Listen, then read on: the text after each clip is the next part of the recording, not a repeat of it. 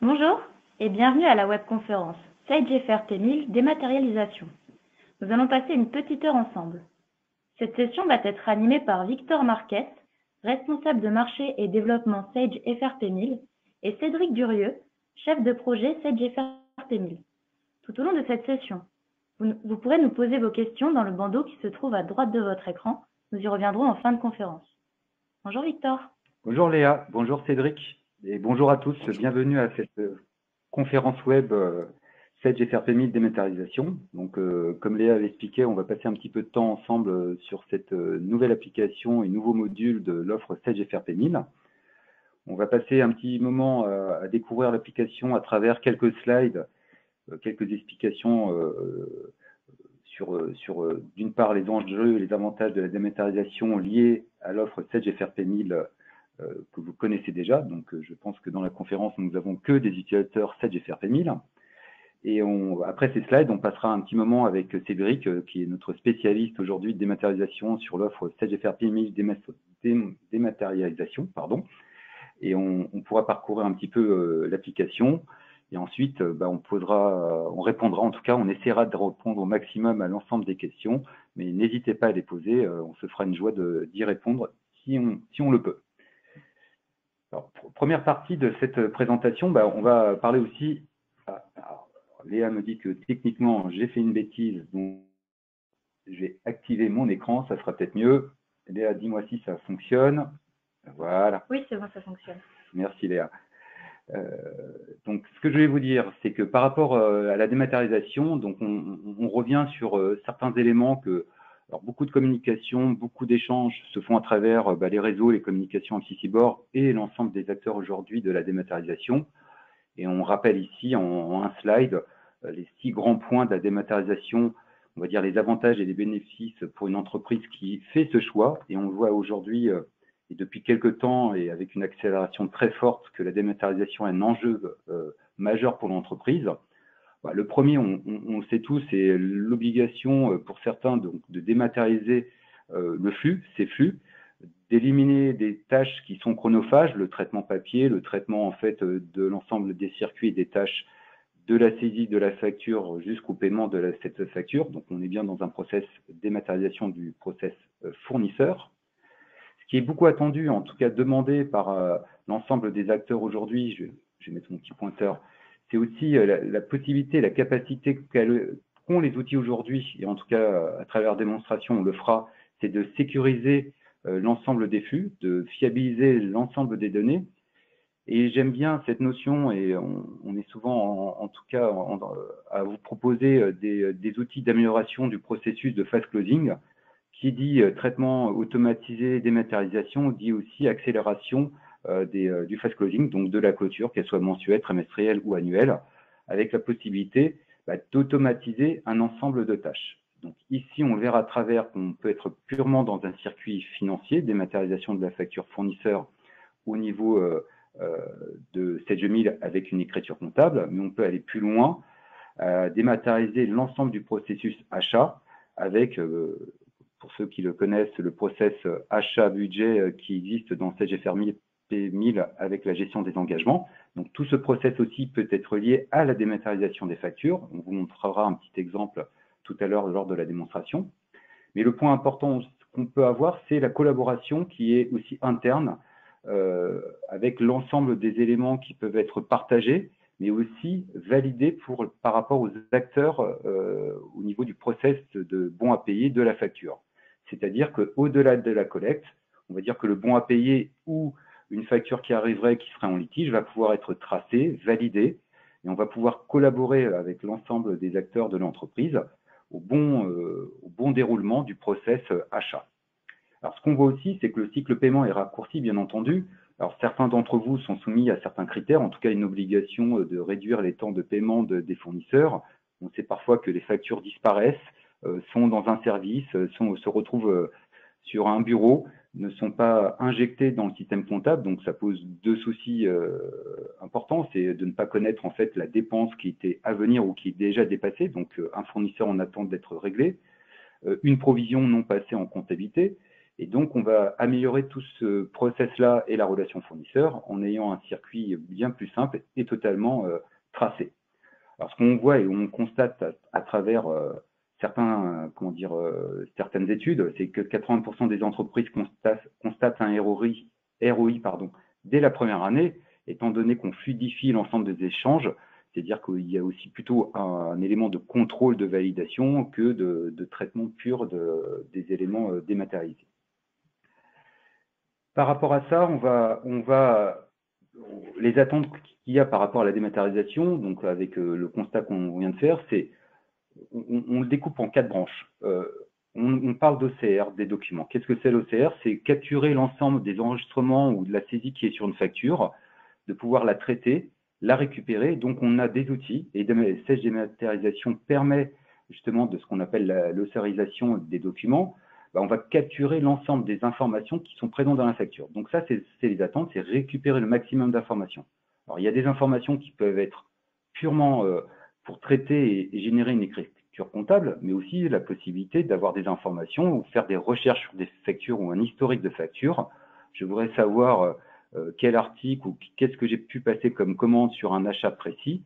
Je pourrais aller faire des recherches sur l'ensemble des documents factures qui sont stockés en base. Le point important, c'est les workflows métiers. Donc, il y a des circuits de validation dans tout le process achat, que ce soit des circuits juste de valider la conformité de la facture par rapport au bon de commande, au bon de réception qui a été effectué, savoir si la facture est en litige, s'il manque en fait certains éléments, et même d'avoir des workflows métiers pour dire, voilà, il y a une imputation comptable à faire, il y a bien souvent de l'analytique associée à cette facture. Dans quelle section analytique je dois imputer la facture. Avant même de traiter la facture, on peut transmettre un élément au valideur, en tout cas à la personne qui est en charge de la validation de cette facture, et d'avoir une interaction directement dans le logiciel, poussée aussi par un mail, et on va pouvoir paramétrer, en tout cas ce qu'on souhaite, les entreprises souhaitent, c'est de pouvoir paramétrer des workflows purement métiers. Ce qui est très attendu, je vous parlais de recherche, qui dit recherche dit en fait archivage des documents, donc on a en tout cas, les attentes, c'est d'archiver ces documents, qui soient toujours à valeur probante, de faciliter recherche. Donc ça, c'est vos attentes et on essaie d'y répondre avec cette solution. Et un élément qui est primordial aussi, c'est d'éliminer au maximum la saisie comptable. Alors au départ, c'est un apprentissage qui doit être fait, mais éliminer cette saisie, être plutôt en contrôle des éléments, en contrôle des factures et des circuits que du traitement pur comptable de saisie de factures. Donc, les attentes, elles sont de 4 ordres et on va essayer d'y répondre avec la solution Sage FRP1000 dématérialisation.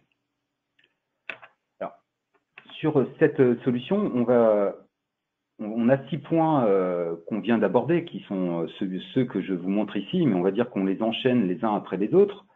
On va parler de collecte automatique. Alors, qui dit collecte, c'est-à-dire qu'un fournisseur peut vous envoyer une facture avec de différents moyens, donc c'est-à-dire qu'on peut traditionnellement recevoir la facture papier, donc une enveloppe, une facture qui arrive. Que fait-on de cette facture?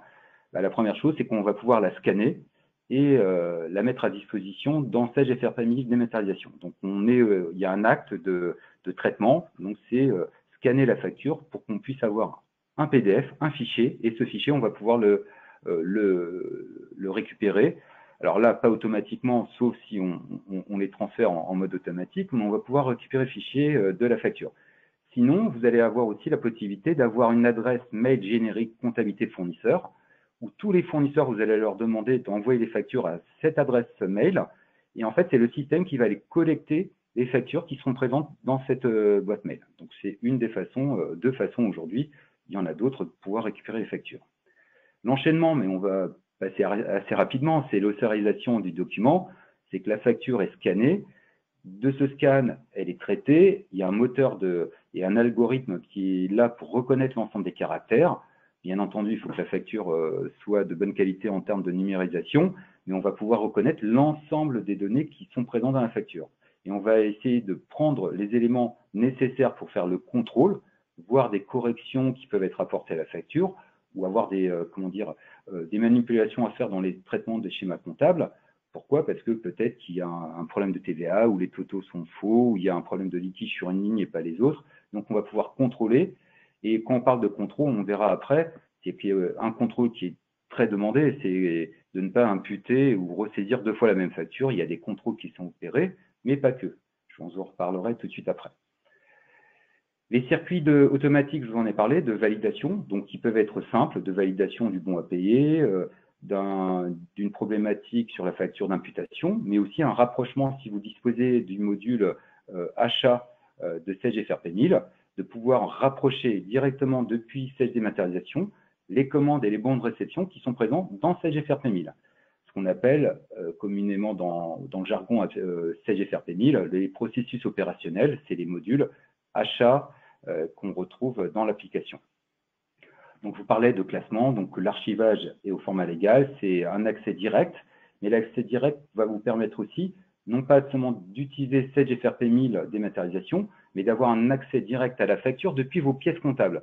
Donc là, le traitement est totalement naturel, il se fait en fait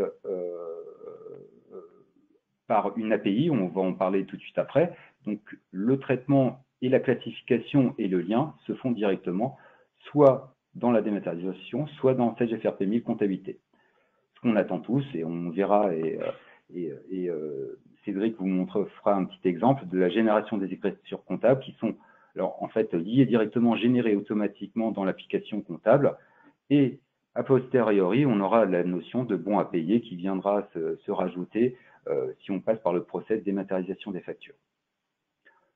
Pour rentrer un peu plus dans le détail des contrôles et des fonctionnalités présentes dans la dématérialisation, on va parler ici de la collecte et du contrôle. Donc, on parlait de personnalisation des modèles par fournisseur pour une reconnaissance automatique.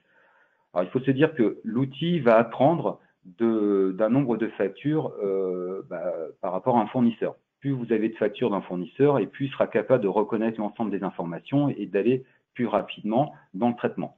Mais il ne fait pas que ça, c'est aussi la possibilité de vérifier la conformité des informations capturées. Un exemple ici, c'est l'IBAN, ou des doublons ou des dates. Il va permettre aussi de vérifier que l'IBAN qui est porté sur la facture, donc qui est le règlement fournisseur, est celui qu'on a rentré sur Sage FRP 1000, c'est-à-dire qu'on a déjà contrôlé l'IBAN du fournisseur. Alors pourquoi on fait ce contrôle? Tout simplement par rapport à la fraude qu'il y a régulièrement. Vous recevez une facture d'un fournisseur que vous connaissez, donc en fait les hackers ou les pirates ont vu des fournisseurs, une liste de noms de fournisseurs ou de factures fournisseurs, change simplement d'IBAN qui est sur la facture, vous l'envoie, vous allez le traiter en automatique, et s'il n'y a pas de contrôle, vous allez payer sur un IBAN qui est faux. Et là, lui, il va vérifier que l'IBAN qui est dans la facture est bien celui qui a été validé en comptabilité. Donc ça, c'est un élément important. Je passe les contrôles de doublons et autres. Donc la solution est totalement multi-société, multi-établissement. Donc qui dit multi-société, c'est-à-dire la possibilité de rechercher aussi dans la dématérialisation toutes les factures sur toutes les sociétés. Forcément, gestion des devises. Et ensuite, on va rentrer dans tout ce qui va être collaboration et validation. Donc, je vous ai parlé de circuit de validation, de notification de tâches au valideur, c'est-à-dire que quand une action doit être faite par un valideur, il va être informé, il aura un tableau de bord, il aura une page d'accueil, un dashboard qui va lui permettre de dire qu'est-ce que j'ai à traiter et quand. Aussi de savoir quand est-ce qu'on l'a fait, à quel moment aussi. Vous disposerez, et je reviendrai dessus sur une validation aussi depuis une application sur iOS ou Android pour les valideurs. Alors le but, c'est pas de scanner via son smartphone, mais pour un valideur qui est en déplacement ou en externe, d'avoir juste le résumé et le PDF et de faire la validation via cet outil-là. Je vous parlais de gestion payée, donc je ne vais pas revenir dessus, rapprochement aussi, et gestion des litiges pour pouvoir bloquer une facture ou en attente d'une facture qui ne serait pas à régler ou sur lequel il y aurait une erreur où on attendrait un avoir. Je vous parlais de archivage et recherche, donc je vous en ai déjà parlé, donc les liens, l'archivage de la facture qui est stockée 10 ans, et aussi la génération des écritures avec aussi, on va dire que la complexité qu'on peut avoir dans certaines structures au niveau analytique, de pouvoir faire de l'imputation multi-axe, multi-plan. Donc ça, c'est totalement opérationnel. C'est quelque chose qui va récupérer l'ensemble du paramétrage analytique ou comptable et du référentiel de Sage FRP 1000. Donc par rapport à ces éléments-là, c'est ce qui va être aussi intéressant, c'est que cette offre Sage FRP 1000 dématérialisation est connectée à la comptabilité. Pour être connecté à la comptabilité, on a utilisé en fait une API et on a standardisé une API. Alors, qu'est-ce que qu'est-ce que c'est une API? Je vois Léa qui me regarde, tu sais ce que c'est, Léa. Oui. Donc, ça permet en fait d'interconnecter des applications entre elles et de pouvoir récupérer sans faire de développement, sans faire d'interface. C'est qu'il y a un lien porté par l'éditeur entre les deux applications. Donc, l'API, elle va permettre de faire quoi? Directement depuis votre comptabilité, le Sage FRP 1000, suite financière ou la comptabilité ou les processus opérationnels, de récupérer déjà d'une part le référentiel. C'est-à-dire que dans la dématérialisation, on n'a pas besoin de créer les comptes, on n'a pas besoin de créer les fournisseurs, on n'a pas besoin de créer les sections analytiques, etc. C'est qu'il va aller regarder directement l'ensemble du paramétrage qui a été mis à disposition dans la comptabilité. Donc le référentiel est partagé. Donc ça, c'est la bonne nouvelle. L'interface est simple à mettre en œuvre. On récupère l'ensemble des éléments du référentiel, mais pas que. C'est-à-dire que quand vous avez les processus opérationnels, vous allez pouvoir récupérer aussi les commandes et les bons de réception qui sont stockés dans le logiciel. Et donc, quand vous allez recevoir la facture, vous allez juste pouvoir imputer soit une commande, soit une réception, de faire le rapprochement entre les deux. Si vous êtes en circuit financier simple, de pouvoir faire les imputations comptables via le référentiel que vous retrouverez ici. Ensuite, au-delà de ça, dans la dématérialisation, comme je vous ai expliqué, donc il y a l'OCR, les workflows, la gestion du BAP et le litige, mais on va pouvoir aussi faire des recherches, soit directement dans la démat, soit aussi en consultation des pièces comptables et consulter les factures. De la même façon, on le verra à travers la petite démonstration, on va pouvoir voir le lien directement depuis sa comptabilité et revenir sur la facture PDF qui a été générée. Donc on voit très bien qu'ici, il y a un travail qui a été opéré. Ce travail, il permet aujourd'hui d'avoir une installation plus rapide, sans, on va dire, interface spécifique. C'est une interface qui est portée par l'éditeur et qui lie les applications entre elles. Pour continuer en fait sur la présentation et sur les slides, c'est l'application mobile. Alors, à quoi sert cette application mobile? Elle permet au profil valideur de disposer d'une application, donc disponible sur Apple Store ou Google Play, de pouvoir avoir un dashboard directement dans l'application. Directement, le valideur verra combien de factures il a validées. Il recevra aussi un email pour dire attention, il y a des factures à valider, il y aura un push qui sera fait, mais il va pouvoir voir directement le détail de la facture. Alors, on va dire que ce n'est pas une obligation de passer par le mobile. Dès qu'il a une connexion Internet, il va pouvoir opérer la même chose. Mais là, on a une simplicité, si vous êtes en déplacement ou si les valideurs sont en déplacement, de pouvoir valider. Et on va dire, il n'y aura pas d'excuse de dire pourquoi vous n'avez pas validé la facture, le valideur n'a pas validé la facture, il pourra le faire à n'importe quel moment. Et on pourra voir des informations complémentaires si on clique sur les liens. L'autre point, c'est au-delà de la valider, c'est de visualiser et saisir aussi des commentaires. Vous voulez en fait interagir avec l'ensemble de vos équipes, depuis l'application web ou l'application mobile, on va pouvoir saisir les commentaires et voir les commentaires de l'ensemble des équipes. Je vous disais de voir le détail, mais aussi de pouvoir peut-être associer une pièce jointe à la facture qui servira de justificatif. C'est-à-dire qu'on peut vous demander, on n'a pas trouvé le bon de commande, est-ce que tu as un devis? On va poser des questions aux valideurs ou aux personnes en tout cas en charge de traiter les factures. C'est-à-dire qu'on va pouvoir rattacher des pièces au-delà de la facture qui vont compléter le process. Donc là, on a vu qu'on était dans un process global de la dématérialisation de la facture avec une application mobile, mais il y aura des nouveautés aussi à partir, alors je vous les annonce déjà, mais peut-être que vous êtes déjà au courant, c'est qu'il y aura la collecte fournisseur et un portail fournisseur qui va arriver sur 2022. Alors, je vous ai mis quelques noms ici, mais en fait, dans la collecte fournisseur, c'est plus de 200 fournisseurs qui vont être où les factures vont être disponibles directement dans cette application collecte fournisseur. Donc, c'est-à-dire quoi? C'est-à-dire que les fournisseurs, au lieu de vous envoyer la facture par mail ou par papier, vont pouvoir les déposer dans un espace de collecte de fournisseurs, par exemple la Poste, et vous allez pouvoir récupérer automatiquement toutes les factures dans cet espace-là.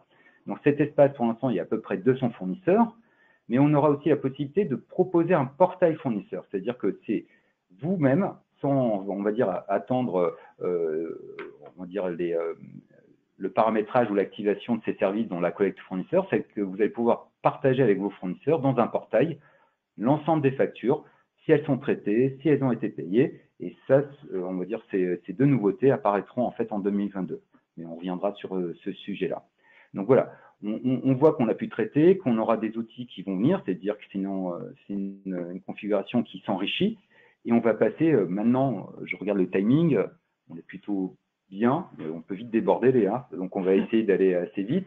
Donc on va vous présenter une petite démonstration. Donc je vais commencer et après je donnerai la main à Cédric. Donc, je vais basculer sur la démonstration. C'est parti. Donc, pour ceux qui connaissent déjà Sage FRP1000, vous le voyez ici à travers l'espace. Donc, Sage FRP1000, je le rappelle à ceux qui n'ont pas encore, c'est une application qui peut être totalement full web. Alors, je vois que j'ai une petite page qui me dit j'ai des informations complémentaires. Qu'est-ce qu'on voit ici? C'est le portail Sage 1000. Le portail, qu'est-ce que c'est? C'est en fait un espace d'accueil pour les collaborateurs qui peut être totalement personnalisable, avec un ensemble de raccourcis, des informations de la revue judiciaire si vous souhaitez, mais aussi un ensemble d'onglets. Donc, je ne vais pas revenir sur les principes de FRP1000, ce n'est pas l'objet aujourd'hui de cette présentation, mais on va retrouver aussi des nouveautés, c'est aussi pour ça que je vous en parle, c'est que ici, j'ai la toute dernière version qui est la version 9 R2, où des éléments, des écrans, une modification de l'interface a changé, du fonctionnel s'est enrichi, mais vu qu'on parlait de fournisseurs, ici maintenant vous avez une balance AG fournisseur totalement interactive, chose qu'on n'avait pas dans les anciennes versions. Alors elle sert à quoi? C'est que ici automatiquement vous voyez le nombre d'échéances qui sont à plus de 60 jours, entre 30 et 60 jours, de 1 à 30 jours, on voit un certain nombre d'indicateurs et dashboards. Et ici on voit la répartition des échéances. Alors ça sert à quoi? Ça sert qu'aujourd'hui, chose qu'on ne pouvait pas faire avant, vous voulez voir les échéances, c'est les 6 échéances, vous avez juste à cliquer sur le petit bouton qui se trouve ici dans le dashboard et vous voyez quelles sont les factures qui n'ont pas encore été traitées. Donc, on a une interaction qu'on n'avait pas avant dans les anciennes versions. Mais au-delà de cette interaction qu'on va retrouver ici, on va pouvoir aussi, quand on clique sur les échus, par exemple à 30, on va voir le détail qui est là. Donc, OK, ça, c'est la balance fournisseur. Mais ce qui nous intéresse ici, c'est que du poste fournisseur, et vous connaissez ce process, c'est que vous aviez l'habitude de saisir, et de la saisie, on passait une validation de bon à payer, au bordereau de règlement, et on enchaînait par rapport au paiement, voire au rapprochement suivant le paiement. Donc là, on a toute la chaîne du poste fournisseur. La nouveauté, c'est Sage FRP1000 dématérialisation. Depuis l'application Sage 1000, ou depuis un navigateur web, vous avez juste à cliquer sur un lien, et ce lien va vous permettre d'activer en fait l'espace Sage dématérialisation, sur lequel on peut avoir des utilisateurs, déjà une partie des comptables, mais pas que, des valideurs, des personnes qui sont au-delà du process comptable. Et ces personnes auront des droits, une gestion des droits avec des accès. Ce qu'on voit ici très simplement, c'est très simple, un dashboard avec 4 vignettes. Donc ces vignettes vont vous permettre, alors appeler, et Cédric me dira tout à l'heure, on va appeler ça des bannettes, de savoir que la personne qui s'est connectée, qu'est-ce qu'elle a à faire? Là, je vois qu'il y a 5 factures à comptabiliser, j'en ai 0 à vérifier, 0 à valider, et j'ai pas de questions en attente. Ces éléments-là, vous allez les retrouver dans l'ergonomie du produit, où quand je vais cliquer ici, dans comptabilité, je vais retrouver un petit peu l'ensemble de ces éléments. Le dashboard permet soit de cliquer, s'il y a un dashboard, c'est aussi l'intérêt, c'est de cliquer dessus, et s'il y a une petite alerte, c'est-à-dire qu'il y a un traitement, c'est-à-dire qu'il y a des choses à opérer, et je vends l'ensemble des factures. Donc, je sais que notre chef de projet, Cédric, nous a complété à beaucoup plus de matière, mais c'était pour vous donner en fait une interaction entre Sage que vous retrouvez ici et la démat. On va fonctionner aussi, et pour finir et pour laisser la place à la démonstration, c'est qu'on va pouvoir avoir autant de... On n'a pas de problématique d'utilisateur comme en termes de licence. C'est-à-dire qu'on est en utilisateur, on va dire, illimité. Vous pouvez créer tous les utilisateurs que vous voulez pour accéder à cet espace-là. La facturation, en tout cas le logiciel, est proposé dans une version full utilisateur. On va avoir plutôt un coût à la facture, au traitement des factures, qu'à l'utilisateur. Donc, vous pouvez créer autant d'utilisateurs que vous souhaitez pour pouvoir avoir un accès. Mais je voulais juste vous présenter en quelques mots l'interface, mais je vais laisser maintenant la parole à Cédric et reprendre la main à Cédric, s'il est bien avec nous. Cédric, tu es toujours là? Je suis là, je reprends la main. Hop. C'est bon, vous voyez mon écran? Parfait. Ok. Donc, bonjour à tous. Voici donc l'interface, comme l'a présenté Victor, de Sage Facture Dématérialisation. Donc là, je me suis connecté avec un profil, pour commencer, un profil comptable qui vous présente donc les différentes bannettes du comptable, c'est-à-dire donc le dashboard comme Victor vous l'a présenté, avec le nombre de documents sur toutes les sociétés qui sont à traiter. Là, le chiffre 7 qui nous indique que on a défini un seuil d'alerte. En gros, si un document n'a pas été traité dans les 7 jours, et enfin dans les 5 jours par exemple, il est en alerte. Et donc là, on a 7 documents qui ont dépassé les 5 jours définis et donc qui sont à traiter en urgence.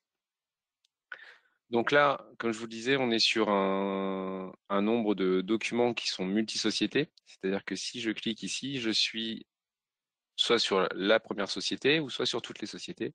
Donc là, sur toutes les sociétés, j'ai 15 documents à traiter, mais je peux faire un focus sur la société 1 et me concentrer sur cette société-là particulièrement.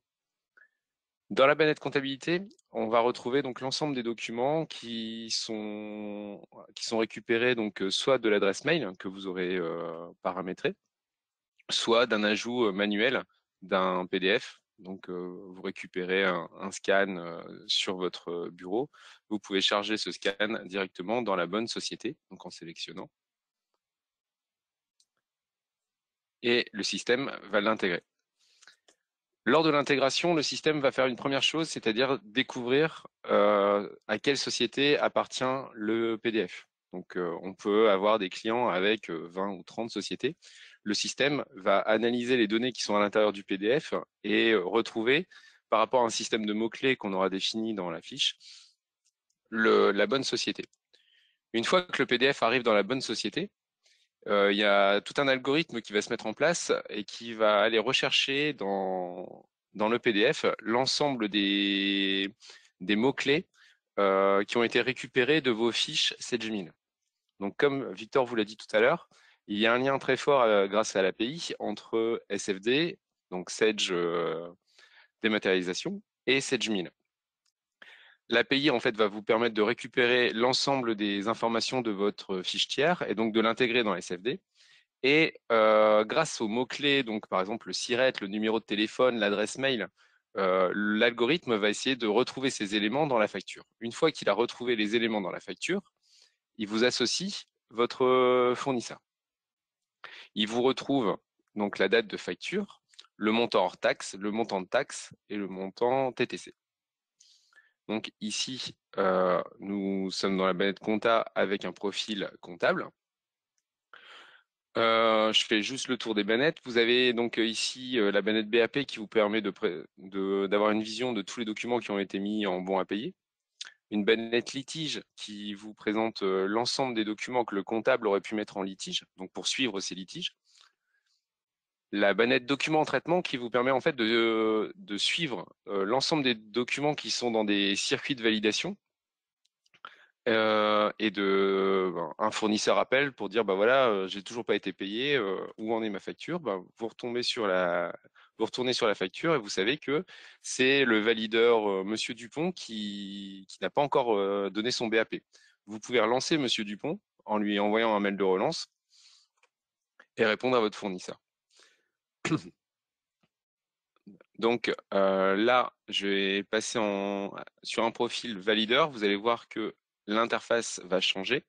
Un profil valideur a moins d'options qu'un comptable. En fait, on va lui demander d'interagir sur les documents que le comptable lui a envoyés. Et donc, il va avoir en visu l'ensemble des documents qui sont en attente de validation à son niveau. On y reviendra tout à l'heure. Donc, je vais repartir sur mon profil comptable. Donc, nous sommes avec nos documents comptables. Je vais en prendre un.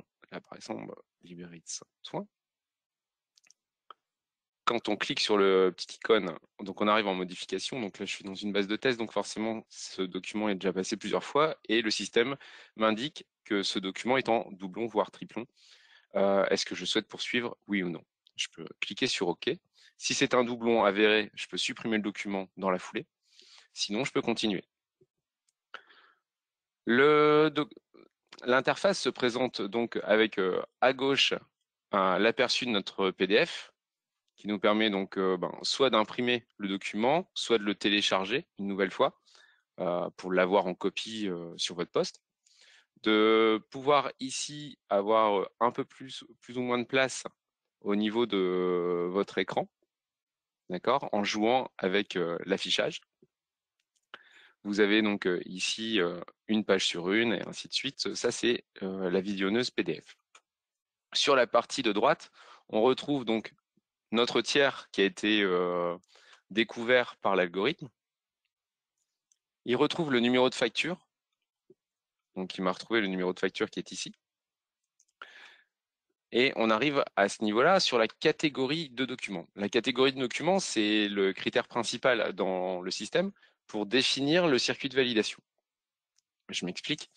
Là, dans notre société d'exemple, nous avons créé 3 catégories de documents. Un flux pour les frais généraux, un flux pour le rapprochement commande et un flux pour le rapprochement des mondes de réception. Dans le flux frais généraux, on va avoir ici l'ensemble des établissements de Sedgemeal qui a été rapatrié par l'API. Et en fonction de la sélection de l'établissement, je vais pouvoir définir une notion de service. Alors, cette notion de service est totalement personnalisable sur votre dossier. Elle est carrément déconnectée de Sedgemeal. C'est-à-dire que ici, on va pouvoir utiliser des notions, donc soit comme on l'a défini dans notre environnement de service, donc administratif, marketing, soit des lieux géographiques, donc comme je l'ai mis en dessous, par exemple Valenciennes, Lille, Paris, Marseille. Donc c'est à vous, en fonction de votre dossier et votre façon d'établir vos circuits de validation, qu'on va paramétrer cette notion. La finalité de ce paramétrage-là, c'est qu'en fonction du service, dans mon cas, le valideur, quand je vais aller dans Action transmettre, le valideur ici va changer. C'est-à-dire que ici, si je prends finance, j'ai valideur finance. Et si je prends marketing, j'ai un autre valideur qui vient se mettre à la place. Donc en fonction de cette notion, le ou les valideurs finaux seront différents. OK ? Le journal découle de la catégorie de documents, la référence est une notion supplémentaire. Le logiciel va découvrir tout seul si le document est une facture ou un avoir. En fait, s'il retrouve le terme avoir dans les 30 premiers pourcents de notre document, il considérera que c'est un avoir, sinon il laisse en facture. On récupère le mode de règlement de la fiche Sedgemeal. La date de facture, c'est le système qui le découvre tout seul par rapport aux données qu'il va retrouver dans le document. D'accord ? Donc ici, ce n'est pas un document avec une date. Donc, mais après, rien ne vous empêche de le forcer. Je vous montrerai après sur une autre facture. Là, vous avez le libellé de la facture, donc que vous pouvez personnaliser. D'accord ? Et c'est ce libellé-là qu'on va retrouver dans notre écriture comptable. Vous avez donc le montant en devise, enfin le montant hors taxe, taxe et TTC qu'il a retrouvé dans le document. Et en dessous, il vous propose une écriture comptable par rapport à la dernière écriture que vous avez passée sur ce tiers. Donc, il vous rappelle la dernière ventilation comptable que vous avez utilisée sur ce tiers. Donc, après, vous pouvez très bien ne pas en tenir compte et la changer, ou alors l'accepter. Si vous faites valider, il garde les informations. D'accord ? Une fois que le comptable a fait cette partie de rapprochement, de renseignement des comptes et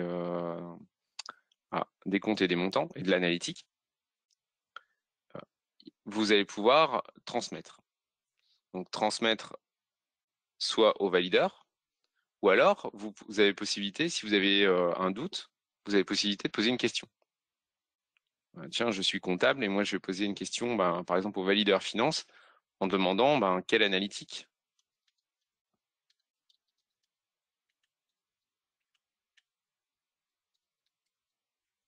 Voilà. Et là, vous posez votre question à une personne qui a été créée dans le système.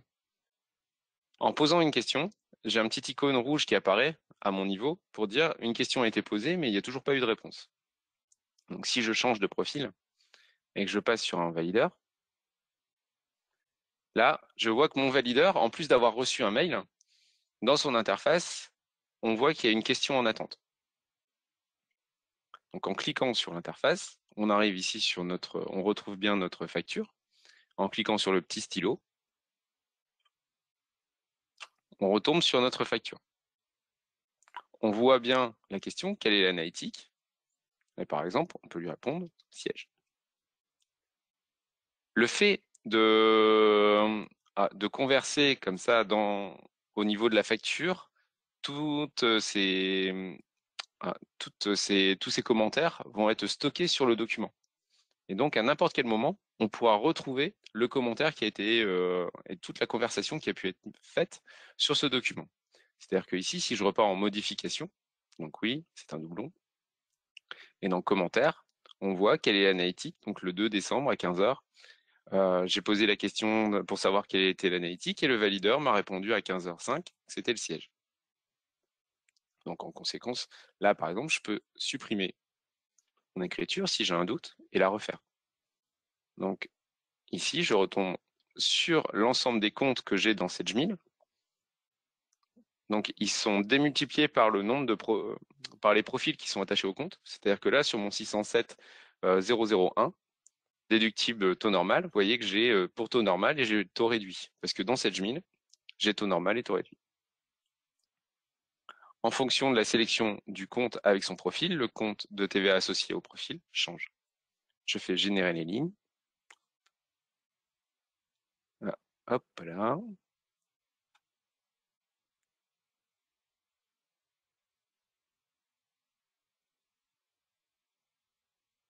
Et là, je lui associe la bonne analytique. Alors là, je suis sur un système à 2 axes, puisque dans mon dossier de démo de SageMail, j'ai 2 axes analytiques.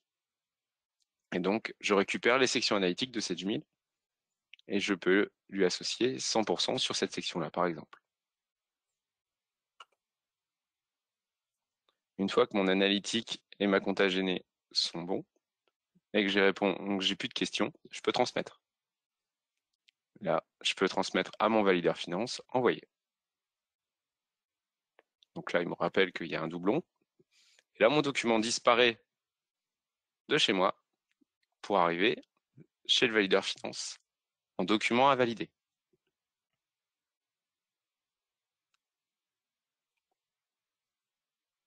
Chez mon valideur, lui, il peut consulter l'ensemble des données. Donc, il a toujours accès au PDF. Il a accès au récapitulatif du document, donc facture, frais généraux. Ça a été mis sur l'établissement du siège.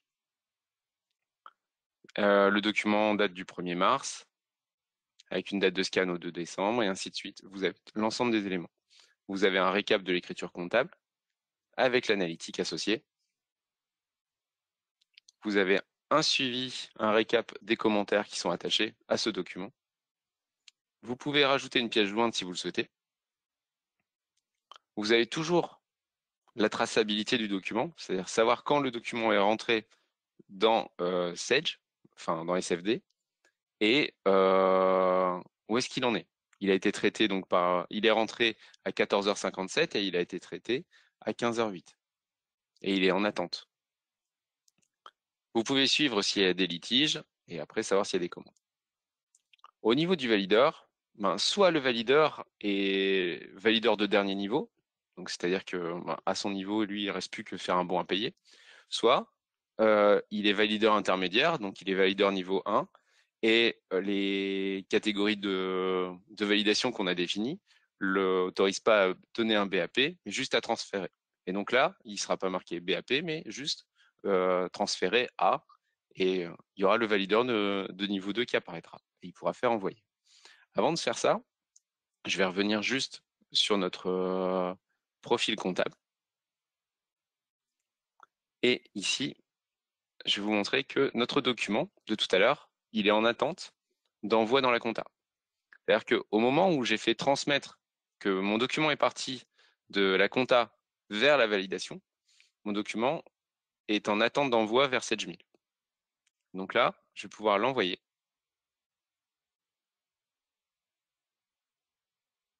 Voilà. Et là, l'API a créé une session et a importé directement l'écriture dans SageMail. Étape suivante, la validation. On peut, alors je vais juste vous montrer que donc c'était librairie de Saint-Ouen. Je vais vous montrer que, hop, le document est bien arrivé avec les différentes données qu'on a définies tout à l'heure. Hop, comptabilité, auxiliaire, intégration de compte.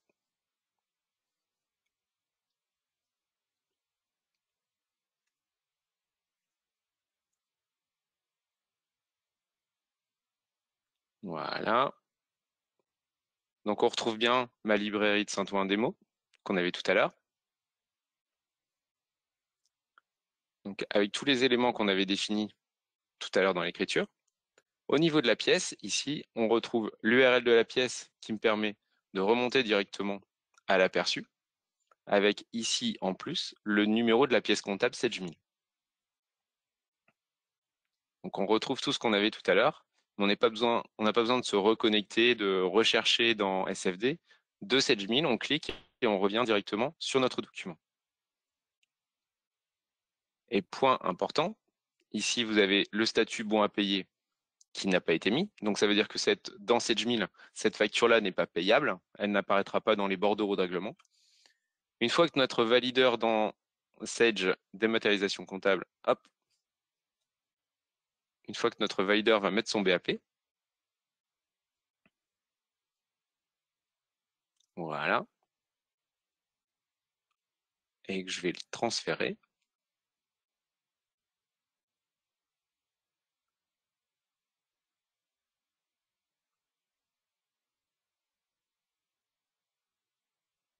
et bien notre document, hop, je vais revenir sur Saint-Ouen, il est bon à payer. Et maintenant, à partir de maintenant, cette facture-là peut rentrer dans le circuit de paiement. Et donc, elle sera sélectionnable dans nos bordereaux de règlement. OK? Donc, ce que je vous ai montré là, c'est un circuit simple d'une gestion d'une facture et de l'envoi dans la compta. Après, nous pouvons compléter en ayant plusieurs. Là, je vous ai fait juste avec une seule ligne d'écriture. Maintenant, on peut très bien mettre plusieurs lignes d'écriture, plusieurs sections analytiques. Vous avez le choix, vous pouvez, ici dans les frais généraux, hop, tant que notre écriture est équilibrée, hop, ici, générer les lignes. Et je peux très bien faire du 607, taux normal, voilà. Alors plutôt que 700 €, je peux très bien dire 300 € plus 50 € de frais, par exemple, qu'il y aurait dans ma facture. Donc il me calcule mon hors-taxe et ma TVA associée. Là, comme tout à l'heure, je peux mettre soit une section analytique, soit je peux mettre une ventilation analytique. Je peux même déclencher la ventilation analytique par rapport à un mot-clé qui serait présent dans le PDF. C'est-à-dire, tiens, si je suis sur le fournisseur Apsis Cyborg et que tu vois que c'est de la prestation, de la formation, eh ben, tu mets tout de suite la section formation. Donc ça, je peux faire ça. Je peux mettre, par exemple, à 25%. Et ici, pour le reste. Et là, j'enregistre. Si vous voulez reprendre votre document un peu plus tard et ne pas forcément l'envoyer ou le transmettre, vous avez possibilité de l'enregistrer. Donc ça a pour effet de fermer votre document et de pouvoir le réutiliser un peu plus tard. Sinon, on peut continuer de le transmettre et de l'envoyer à notre valideur. Ah, hop, là, j'ai pas mis la totalité. Oui, forcément. Donc il ne m'autorise pas à envoyer parce que c'est pas équilibré. Voilà.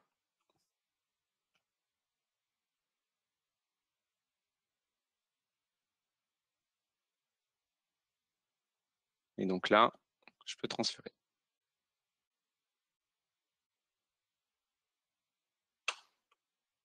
Dans tous les écrans que je vous ai présentés, vous avez possibilité d'exporter les données. Vous avez possibilité de faire une extraction Excel de l'ensemble des documents qui sont présents, ou alors de faire une extraction PDF. Alors, l'extraction PDF, ça va réunir l'ensemble des documents que vous avez dans l'écran. Donc, soit que vous avez sélectionné par la recherche que je vous montrerai, soit prendre tous les documents qui sont là. Ça va vous faire un fichier zippé avec l'ensemble des documents, plus un fichier Excel de récapitulation. Ici, si je fais ça, vous avez l'ensemble des documents, plus un fichier récap Excel.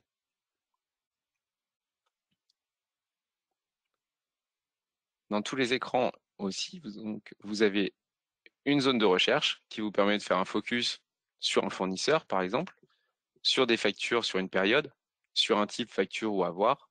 Vous pouvez passer même en mode recherche avancée pour beaucoup plus de fonctions. Donc cette notion-là, vous l'avez ici, vous l'avez là, dans les litiges, dans les documents en traitement. D'accord ? Comme Victor vous l'a dit, on est sur un système qui peut être multisociété, enfin qui est multisociété, et donc on peut faire aussi une recherche multisociété, c'est-à-dire rechercher un document sur l'ensemble de nos bases. Donc vous avez les mêmes moteurs de recherche, les mêmes critères, et vous avez en plus une zone contenu qui nous permet d'aller rechercher sur un élément qui serait dans le PDF. Si je vous montre par exemple, on prend un document qu'on a traité tout à l'heure, Bureau Ouest, hop, j'aurais plus pensé à Dupont par exemple. Voilà, Dupont par exemple, il y a des références d'articles. Donc vous pouvez dire, tiens, je recherche tous les documents qui ont cette référence d'article-là, qui ont cette plaque d'immatriculation, par exemple, pour un client garagiste. Et donc, il va vous ressortir l'ensemble des documents qui sont dans la base qui contiennent ça. Donc, si par exemple, je fais ça, alors pour changer, je vais faire Pro 002. Vous allez dans la recherche et hop, vous faites rechercher. Et là, il vous ressort tous les documents Dupont qui contiennent cette référence. À ce niveau-ci, vous avez dans la recherche possibilité toujours de consulter votre document, d'avoir accès à la traçabilité, d'avoir accès aux pièces jointes et aux commentaires qui auraient pu être faits sur le document.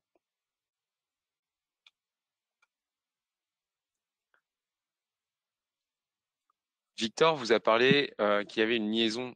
Donc là, je vous ai présenté la partie avec les frais généraux. Donc on envoie des écritures dans SedgeMill, on envoie un BAP dans SedgeMill.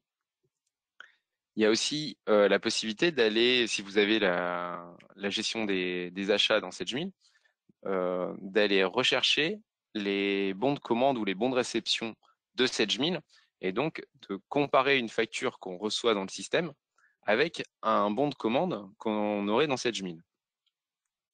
On est toujours sur la catégorie de documents. Donc là, plutôt que de passer sur les frais généraux, je vais me mettre en rapprochement de commande.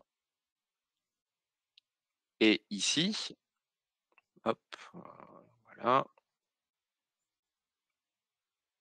Je vais pouvoir ici faire rafraîchir. Et là, en faisant rafraîchir, ce qu'il fait, c'est qu'il va chercher dans le système SedgeMill les documents. Alors,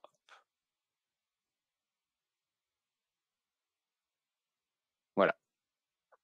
Et donc là, on voit l'ensemble des documents qui ont été faits pour Artesis.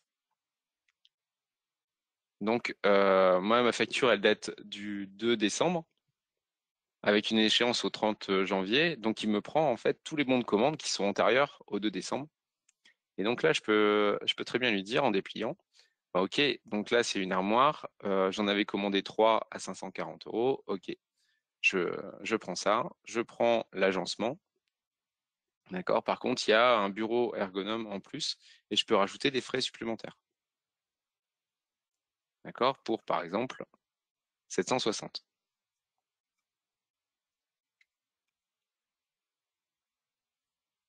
OK. Donc là, j'ai pris mon bon de commande d'origine. J'ai pris un article en plus qui a été facturé en plus. Et je peux continuer comme tout à l'heure, à transmettre. Au moment où je vais faire la transmission, SFD va transformer mon bon de commande en facture qui sera l'équivalent de la facture que j'ai reçue et ça va être Sage qui va faire la comptabilisation de cette facture. Hop.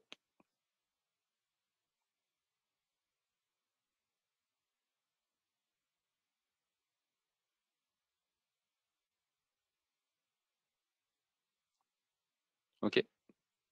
Et donc, si je repars dans SageMill, au niveau de la partie processus opérationnel, dans les achats, dans la facturation, consultation des factures par pièce, et on retrouve notre facture Artesis avec mon article supplémentaire. OK.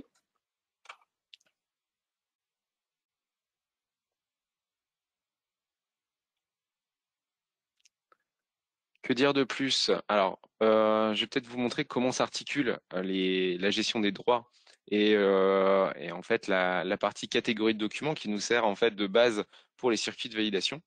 En fait, peut-être que vous vous demandez comment vont s'opérer les droits pour dire ben moi mon valideur il a accès que à la partie marketing, j'ai pas envie qu'il voit les factures de la finance.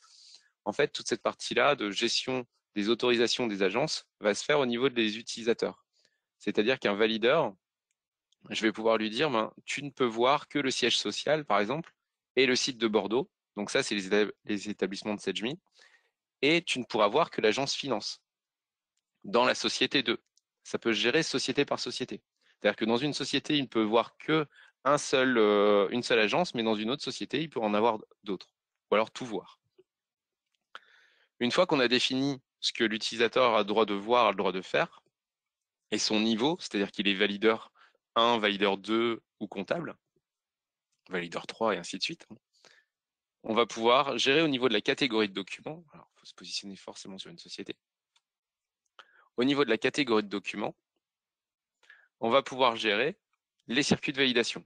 Donc là, vous voyez qu'on a la notion au niveau de l'étape comptable, la notion au niveau de l'étape validation 1, et on peut aller jusqu'à 10 niveaux de validation. Au niveau de la compta, on va juste dire, est-ce que mon comptable a le droit de donner son BAP? Par exemple, une facture de moins de 20 €, je considère que le comptable a le droit de BAP, et donc ça ne passe pas dans un circuit de validation, il a saisi et il a BAP tout de suite. Maintenant, si ça fait plus de 20 €, on passe par un circuit de validation 1. Et donc, ça, on va pouvoir le gérer agence par agence, établissement par établissement. Et on va pouvoir dire, dans l'établissement de Saint-Denis, pour la partie administrative, c'est Monsieur Dupont qui va pouvoir valider. Alors, je peux en mettre un, mais je peux en mettre plusieurs. Mais il faudra toujours en choisir qu'un seul. Le comptable aura le choix entre 3 personnes, par exemple, mais il devra en sélectionner qu'un. On donne l'autorisation d'activer à cette notion et on lui dit qu'il a le droit de BAP jusqu'à la hauteur de 1000, 2000, 3000 ou 10 000. OK? Donc voilà un peu comment ça se présente. Merci Cédric. Merci Cédric. Tu nous entends Cédric? Oui. Oui, voilà. Donc non, mais on a fait un focus rapide, oui. Je pense qu'il manquait une petite dernière information, c'est que dans ton écran, on voit qu'il y a écrit choix fournisseur pour montrer que le fournisseur n'existe pas. En fait, en tout cas, il n'a pas pu le retrouver.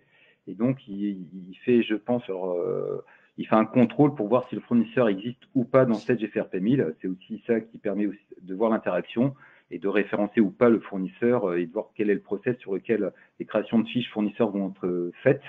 Donc là, le système, on l'a vu. Alors, rapidement, oui.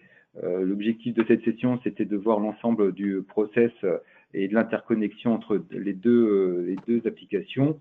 Ce qu'on va faire, c'est qu'on va passer, je vais reprendre la main, Cédric, si tu veux bien, et merci encore, mais tu restes là pour les questions. On est bien d'accord? Mais on a quelques petits éléments, quelques questions avant. Voilà, merci pour cette présentation. Passons maintenant à la partie questions-réponses. Donc, première question, Victor, Cédric, à partir de quelle version Sage FRP 1000 est-il compatible avec Sage Dématérialisation? Alors l'application et les API fonctionnent nativement, on va dire qu'à partir de la version 8, et donc bien entendu version 9. Donc antérieure à la version 8, il n'y a pas d'API, il n'y a pas de connexion directe. En plus, certains d'entre vous qui sont dans des versions antérieures, on arrive en fait sur des arrêts, ou pas des arrêts, mais le plan ESP, ce qu'on appelle chez Sage, d'arrêt de mise à jour réglementaire et autres. Donc c'est version 8 et version 9 R1, c'est les versions minimum pour pouvoir utiliser le lien entre les deux applications. Merci. Peut-on utiliser Sage Dématérialisation avec un autre logiciel que Sage FRP 1000? Alors, Léa, la réponse est non, c'est-à-dire que cette offre Sage FRP 1000 dématérialisation n'est faite que pour la 1000. Donc, il faut à minima avoir la comptabilité pour pouvoir disposer de cette application. Merci. Autre question. Quel est le tarif de la solution? Alors, le tarif, je n'ai pas donné de prix, on le fait rarement en fait en conférence, mais on va dire qu'on va fonctionner comme je vous l'ai dit tout à l'heure, on est en utilisateur illimité. Une chose que je n'ai pas précisé, mais c'est que l'offre existe en mode SaaS et en version on-premise. Donc aujourd'hui, on privilégie forcément l'offre en mode SaaS. Elle est faite en tarification sur le volume de factures que vous allez avoir à l'année. Donc ce sont des tranches et suivant vos tranches de factures, alors c'est pas la page de la facture, hein, c'est bien facture, pour chaque facture, on a une tranche et le prix en fait se régularise d'une année sur l'autre par rapport au nombre d'éléments scannés. Merci. Autre question. Faut-il saisir les commandes en amont ou peut-on traiter les factures sans commande préalable? Alors, c'est une bonne question. En fait, il y a deux process. C'est simple. C'est que si vous n'avez pas d'achat et de saisie des commandes à faire, c'est juste un flux qu'on appelle financier. C'est vous recevez la facture, elle est scannée, l'écriture se passe en comptabilité. C'est seulement dans le cas où vous souhaitez avoir un process d'achat interne qu'on devrait saisir les commandes. Mais il n'y a aucune obligation. Comme Cédric vous l'a montré tout à l'heure, c'est qu'on reçoit la facture, mais on pourrait très bien mettre le bon de commande que vous avez fait ou le devis rattaché à la facture et on ne fait aucun traitement dans le logiciel au niveau des commandes. Donc pas de saisie d'articles, de montant, de prix. Mais certains d'entre vous sont intéressés par ce process-là complet et les deux sont possibles. Et juste avant l'autre question, c'est que j'ai fait exprès de mettre en ligne à l'écran. N'oubliez pas le club utilisateur du 16 décembre, donc je voulais afficher ici, il sera totalement en ligne. Il y a tout un sujet aussi de 10h50 à 11h35 sur la facturation électronique, parce qu'il y a d'autres échéances qui nous attendent. Je ne voulais pas vous rentrer trop dans le détail sur les échéances 2024 à 2026, et là vous aurez encore plus d'informations, donc n'hésitez pas à vous inscrire, et si vous avez besoin du lien, n'hésitez pas à revenir vers nous. D'autres questions? Merci Victor. D'autres questions? Oui, en effet. Peut-il y avoir deux niveaux de validation au niveau du service compta? Je fais un appel à un ami, Cédric, comme ça au moins tu peux répondre. Oui, on peut avoir jusqu'à 10 niveaux, même plus, de validation. En fait, la notion d'agence comptable, après, on va pouvoir dire, en premier niveau, c'est Monsieur Dupont, et en deuxième niveau, après Monsieur Dupont, si la facture fait plus de à 5 000 euros, ça va être Monsieur Martin, et ainsi de suite, jusqu'à temps que votre circuit de validation est à votre sens complet dans votre organisation. Donc, si vous avez besoin de 10 niveaux de validation, on peut aller jusqu'à 10 niveaux de validation. Merci Cédric. Merci. Où sont stockées les données et notamment les factures PDF? Sur un cloud personnel, est-ce possible? Alors, là aujourd'hui, en fait, on va dire que c'est pour ça qu'on parlait de deux environnements. C'est-à-dire qu'aujourd'hui, vous avez l'offre en mode SaaS. Alors, il faut savoir que dans l'offre en mode SaaS, c'est que toutes les données sont stockées dans un environnement Azure qui est propre en fait à l'éditeur. Donc, en fait, toutes ces données sont stockées. Donc, elles sont déjà archivées, stockées au format légal, c'est-à-dire qu'elles sont là pendant 10 ans. Par contre, vous avez moyen de les récupérer, et Cédric vous l'a montré, de pouvoir les restocker chez vous. Donc ça dépend ce que vous voulez, comment vous voulez vous organiser. L'autre point, c'est que si vous êtes en version on-premise, les factures sont stockées chez vous. Alors, chez vous, ça veut dire sur un serveur peut-être physique, sur un serveur dans un cloud. Là, on va dire qu'on est maître de pouvoir stocker les factures là où on le souhaite. Le tout, c'est que les factures stockées, et on ne l'a pas vu à travers toutes les démonstrations, mais vous avez toujours l'original, mais vous avez aussi le tampon du valideur qui l'a validé à telle date qui vient de se stocker. Donc après, on peut les réexporter, mais le but, c'est qu'on se dédouane de tout ça. C'est l'éditeur qui porte le stockage de l'ensemble des factures. Merci. Autre question, tant que le valideur ne fait pas de retour sur certaines informations, la comptabilisation de la facture ne se fait pas. Que se passe-t-il? Aucune réponse. Alors, Euh, je me alors, permets de non. répondre, Cédric. Ah, bon, d'accord. Ok. Non, je me permets, après tu peux compléter. Alors, c'est ce qu'on voit aussi dans des entreprises. Il y a des entreprises aujourd'hui qui nous demandent des rapports de savoir combien de temps un valideur a mis à valider une facture. C'est un vrai sujet dans certaines entreprises. C'est qu'on s'aperçoit que le paiement, c'est que les valideurs répondent pas, ne sont pas là. Alors, je veux dire que là, avec le traçage et l'outil, c'est qu'on a tous les moyens de montrer que les personnes qui devraient faire l'action de valider ne le font pas. Donc, c'est clair que dans votre process, après, il y a un choix de dire à quel moment on va dire pas de nouvelles, qu'est-ce qu'on fait. Et là, je vais dire peut-être compléter à Cédric, mais le but, c'est justement qu'on trace et qu'on mette en fait, on a des clients qui nous demandaient des rapports de date pour dire à la fin du mois, on veut savoir quels sont les valideurs qui n'ont pas validé les factures. Bon, on va dire pour les gronder, ça se dit, Léa? Avant Noël, on peut? Et Cédric, tu voulais préciser autre chose? Ouais.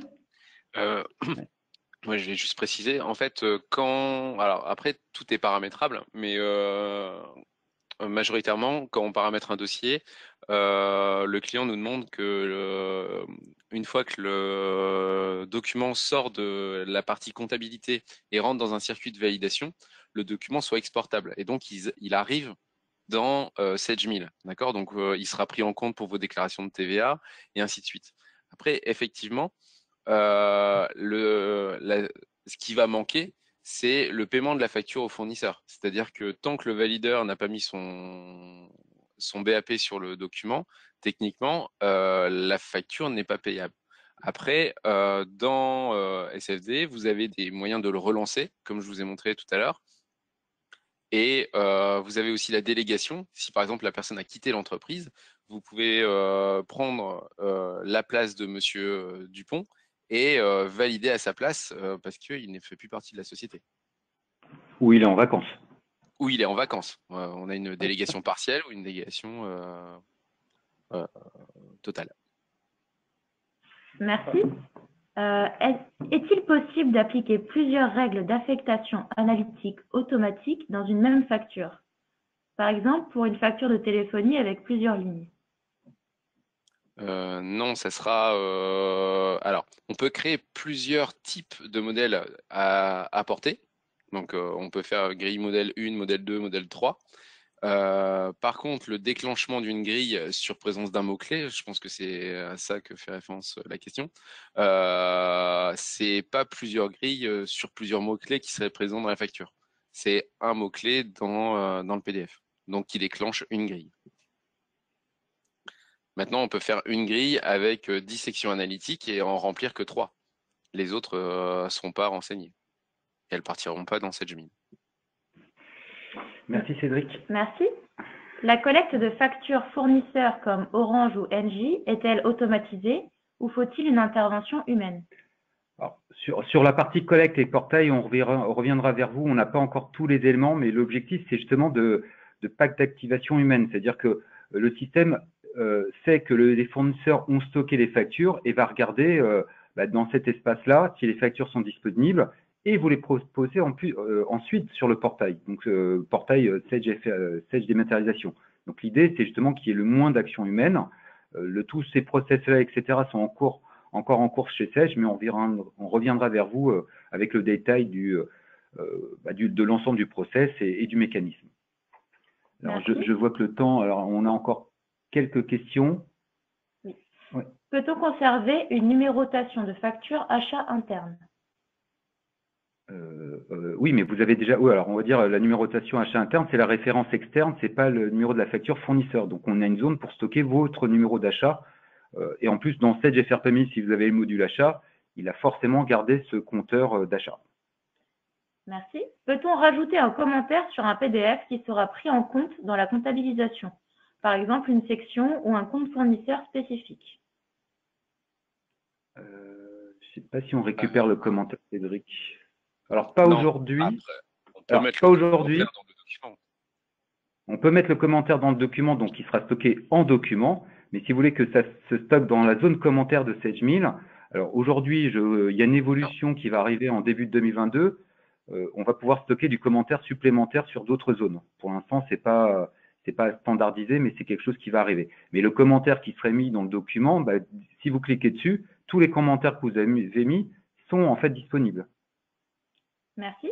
Est-il possible d'avoir la dématérialisation en SaaS et SageGFR P1000 installée dans l'entreprise? Alors oui, tout à fait. Là, on pose une question de savoir si… alors, c'est le mode de configuration entre SageDMAT qui pourrait être totalement SaaS. Mais on va dire qu'aujourd'hui, on a de plus en plus de produits SaaS et des applications comptables hébergées encore soit sur vos serveurs, soit sur des hébergeurs que vous avez, soit même chez AppSycyborg ou Sage. C'est-à-dire que les deux sont compatibles. Le tout, c'est que après, il y a des notions, on parlait d'API, c'est juste des éléments de sécurisation des flux entre les applications. Et aujourd'hui, on a déjà des installations, on va dire que c'est des installations dites hybrides. Et j'ai fait une conférence qui s'est pas très bien passée parce qu'on a une alerte au feu il y a quelques temps avec Léa, c'est qu'on a Sage Fiscalité qui fonctionne aussi de la même manière. Sage Fiscalité, c'est l'alias fiscal et on envoie directement la balance sur Sage Fiscalité, mais Sage Fiscalité en mode SaaS. Donc aujourd'hui, de toute façon, c'est l'avenir, on fonctionnera avec des applications de plus en plus hybrides. Merci. Les factures multitaux de TVA sont-elles reconnaissables? Alors, je réponds vite pour dire oui. Il n'y a pas de sujet. On a les profils et le multitaux. Le tout, après, c'est de traiter ces éléments-là. J'essaie d'aller vite pour pas, après, d'être trop débordé. 15h38. Léa, on en prend encore deux? Allez, on en prend encore deux. J'ai un logiciel de gestion de chantier en amont qui gère mes bons de commande.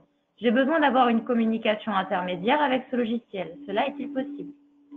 Alors, dire qu'aujourd'hui, dans la standardisation de SageDMAT, je vais dire non.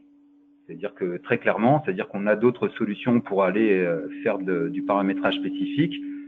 Et même en version, le SaaS, en fait, le but du SaaS, c'est qu'on mutualise l'ensemble du fonctionnel et on n'a pas de connexion extérieure. Par contre, on pourrait les rattacher manuellement, en fait, aux factures. Le bon de commande, vous pourriez le rattacher manuellement, mais on n'a pas d'API qui lie ces applications entre elles. Merci. Donc, on va prendre une dernière question. Parce que là, maintenant, on a un camion qui fait beaucoup de bruit. Léa, tu entends? Oui. On va prendre une dernière question. Est-il possible de choisir le RIB sur lequel payer au moment de la saisie pour le fournisseur qui ont plusieurs RIB en fonction des services achetés? Par exemple, à facturage pour certains services et pas pour d'autres.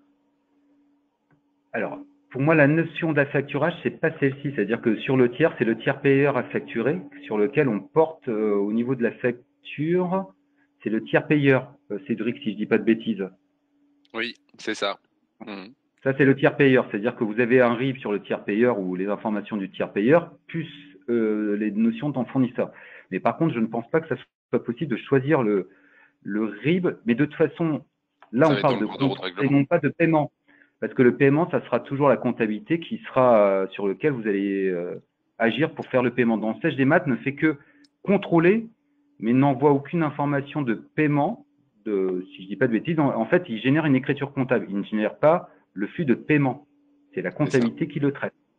Mais ça sera le bordereau qui aura le dernier mot à la fin. Voilà, c'est le bordereau qui, c'est vous qui décidez dans quelle banque vous faites le règlement. On va s'arrêter là parce qu'on a déjà débordé. Et s'il y a d'autres questions, parce que je vois qu'il y en a plein d'autres, et on essaiera, on vous répondra suite. De toute façon, on a toutes les questions qui sont posées, on vous répondra à ce moment-là. Merci Victor, merci Cédric pour cette présentation et pour toutes vos réponses. Oui. Et merci à tous de nous avoir suivis. Vous pouvez retrouver les sujets de nos prochaines conférences web directement sur notre site appsycyborg.com. Bonne journée à tous et à bientôt. Merci beaucoup et bonne fête. Et surtout, rendez-vous le 16 décembre. Merci beaucoup. Merci, au revoir.